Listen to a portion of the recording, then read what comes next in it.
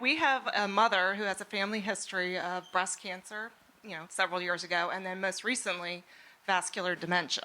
Ooh. So we're kind of interested in taking one of these DNA tests, but we want to know, what do we do once we get the results with that? I actually did it for myself because my mom was diagnosed with Alzheimer's this year.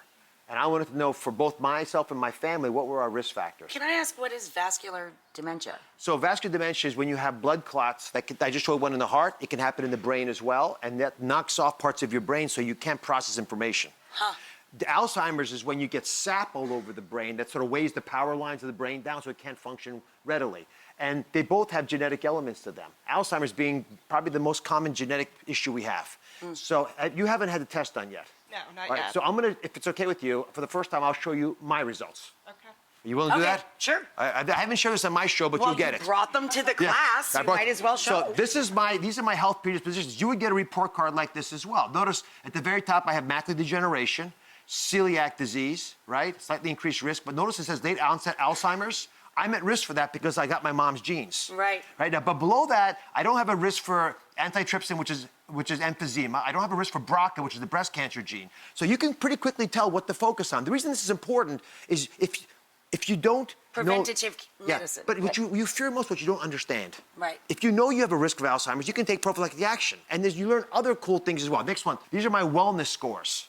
Now notice, I have an alcohol flush, but I don't react to it. So I don't get red when I drink alcohol. I see. Caffeine, I'm very sensitive to, so I have to consume less You of it. drink very little coffee, though. I can't Yeah, because yeah. I get, Right. I'm a surgeon Right. for one. It's really Right. bad to have your hands shaking in surgery. Yeah, that would be terrible. But even worse, if you have to go to the bathroom in surgery, it's the worst, right? But Well, that's what happens when you drink the coffee. But notice the bottom, it says muscle composition. It says common in elite power athletes. I played football in college. So your genes actually predispose you to certain things. Knowing this gives you power. You know you should watch your milk if you're lactose intolerant, but you don't have to watch your alcohol because you don't flush. And it gives you all these insights. That would be a great thing to find out. Wouldn't it be great? How many of you have taken aspirin routinely? Of course. Yeah, routinely? So about half the I'm people who taking should be it. taken don't, and a lot of people who aren't shouldn't be taking it. Here's the deal.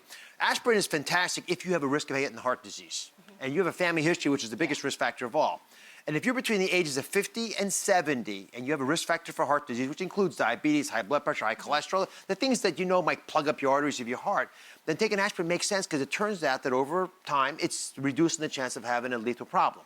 However, if you're over the age of 70 and you haven't had a heart problem, you don't have to take aspirin anymore.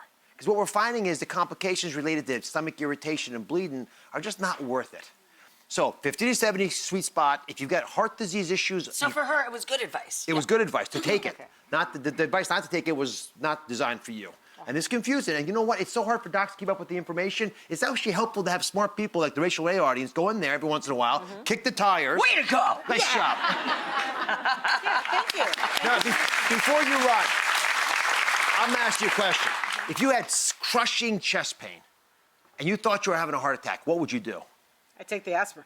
Yes, that's right. So the prophylactic is the 80 milligrams. Someone over here said chew it? Yep, she's right. You chew the aspirin, you don't swallow it. Are you a doctor? Yes. You just play one on television, but you knew to chew the aspirin, Yeah, right? I knew to chew the aspirin. How'd you know it? My mom's a nurse. There we have it. Ah. Now, we're giving you the inside information on this. The reason that you chew the aspirin is important because of why a heart attack happens. I'll get a little animation for you. Let me roll this for you. You're inside the heart. You're looking at the inside of an artery there. That yellowish little plaque. It's not butter, it's plaque. It's growing in your artery. It's about to block off that artery that brings life sustain. Oh, it just ruptured. See the plaque broke? Now you've got an open sore inside your artery. The body puts platelets, those little purple things, and blood starts to form a scab on that broken artery. And this right, you're about to reach it right here. Boom! You just closed off the major artery to the heart. That's a heart attack. Wow. Now, aspirin does two things. It reduces the chance of the plaque rupturing, like you saw it break. Right. And it reduces the chance of a scab forming that blocks off the artery. Huh. That takes you from a 50% blockage with a plaque to a 100% blockage with that thrombus or blood clot. With an actual heart attack going Right, on. that's the heart. So if that's happening to you, it's let's say 80% closed, if you chew the aspirin, you loosen the blood up, it won't close off all the way. You buy yourself time for us to get in there and fix it, like Bernie Sanders had.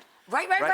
So yeah. Bernie was on my show 2 weeks before that all happened, right? And he actually played basketball with me. He was fine. He felt great. I bet you he had a blockage, but it wasn't that bad. But when it blocked all the way off, By quickly getting in there with aspirin, you can change your You history. better take that aspirin out on the trail. Exactly. Yeah.